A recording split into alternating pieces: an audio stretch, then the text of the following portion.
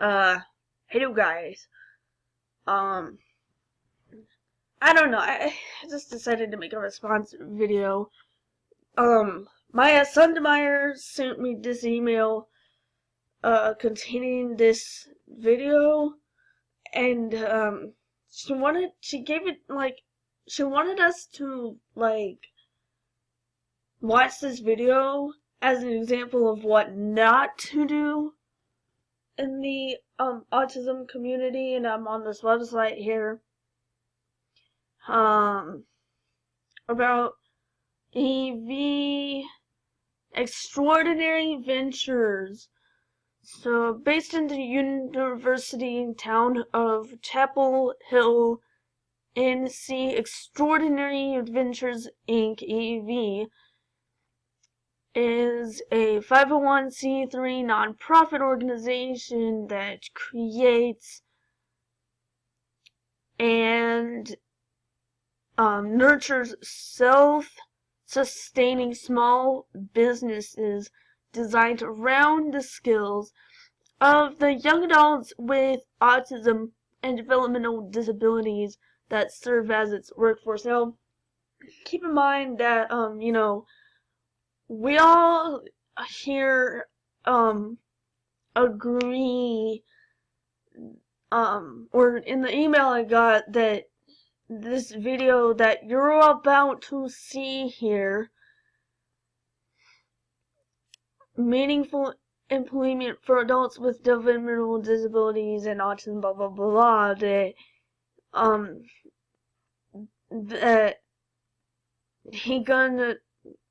that it limits us to what we can actually do. I'm gonna respond to.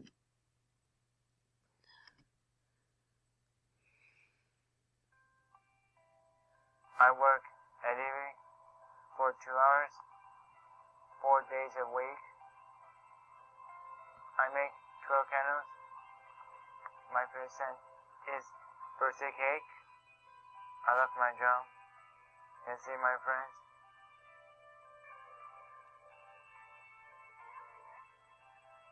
The EV mission is to create and manage sustainable small businesses to employ adults with developmental disabilities like autism.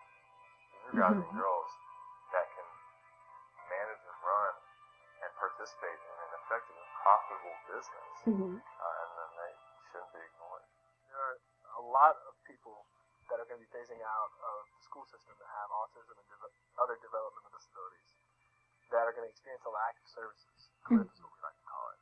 So what's important about EV and our success is that we're trying to find a sustainable model to provide jobs, real jobs that create value for the employee, pay them, and create a skill set that can be transferable. We do this all without seeking government funding so that it can stand the test of time. Our dream was that we would be able to create businesses that would eventually become self-supporting and employ our population. So we searched around for businesses that we could start, and we had some initial success and some initial failures, and we cycled through some businesses. It's been extraordinarily rewarding. EV's model is made up of 5 different businesses.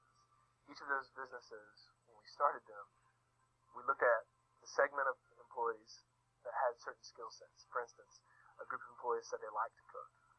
So we created a candle business because it is a recipe process. Some people found comfort in doing very structured tasks like folding clothes. So we created a laundry business. But each of these businesses had to grow over time. So we started off with the minimum viable product we could, literally a candle in a glass jar. And then over time, we added things to increase the value to the consumer so that we could increase the value to our employees. Extraordinary Ventures operates on the fact that all people need meaningful employment and they need to feel good about what they're doing and a purpose. We all have to remember that special needs doesn't mean that you can't do a good job. It just means the rest of us need to match the right abilities with the right tasks. We really go right to the tasks that are involved in the job, and we organize those tasks according to the skills and the interests of the individual. So I think that makes us very unique, and quite honestly,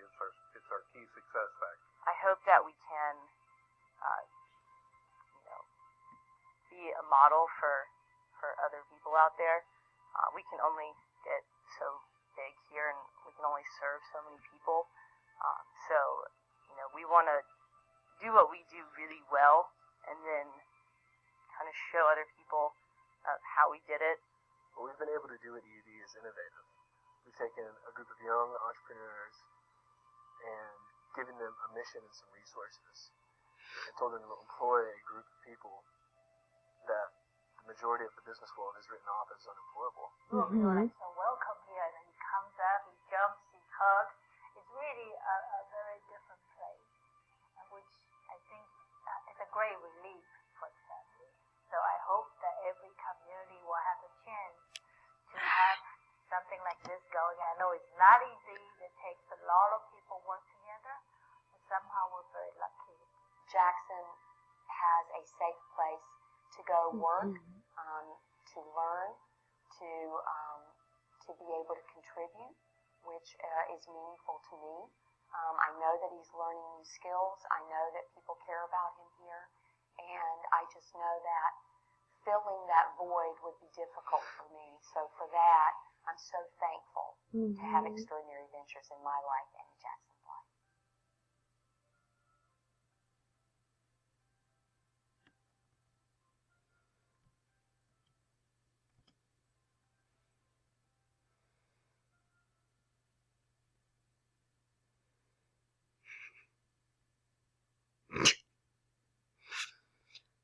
All right.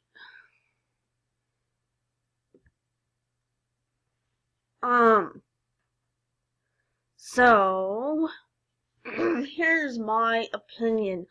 Don't you think that autistic individuals could do so much more than laundry and fold clothing and wash, buses and make candles and stuff like that? I agree that, most employers write off autistic people and other disabled people as not qualified enough to have bigger jobs. Now, of course, I have mild autism, or I'm not quite as deep into the autism forest as some people. I parapro at a school, but so many autistic individuals are warehoused into these menial jobs. It's very important that we get equal employment opportunities.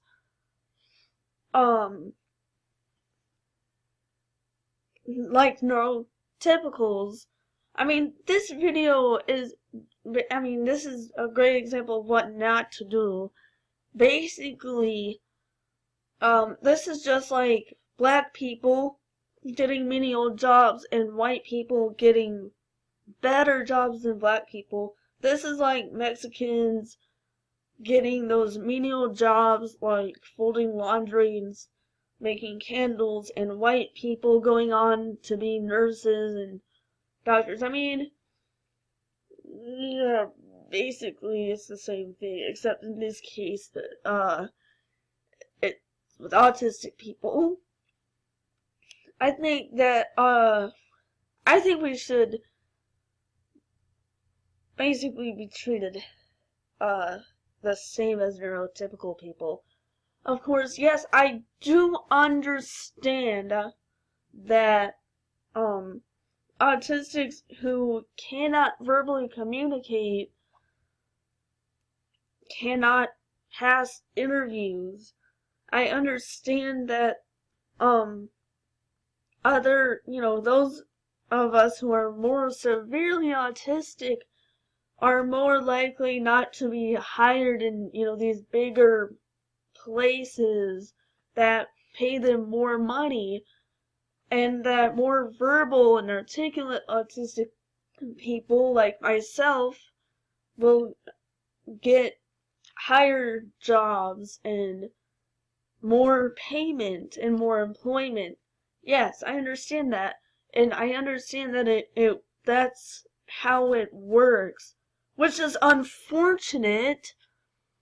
So to fix this problem, what we need to do is to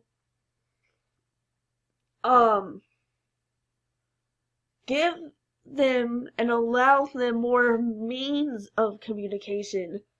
Give them a laptop or a keyboard. Allow them to type what they have to say. Give them time on, accommodate them on the interviews, giving them more time to type what they have to say.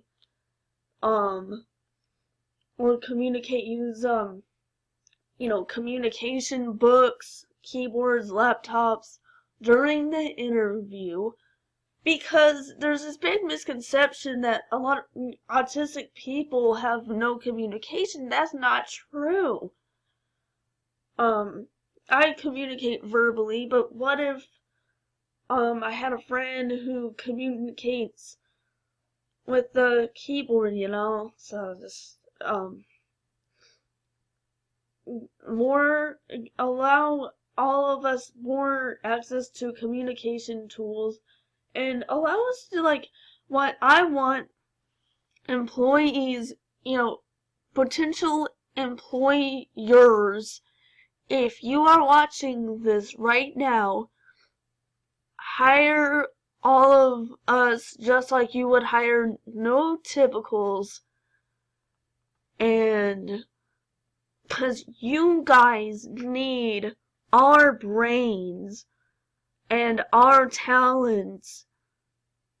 So if you are a future employer or a potential employer, you need to listen to us, give us the jobs that we really deserve, hear our voices, even if we can't speak, but we can type what we have to say. There are so many ways to communicate, signing, typing, you name it. It's not just verbal communication. So listen to us and treat us equally, just like you would neurotypical things. I'm Sunny, Sunny D Curls, and see you later.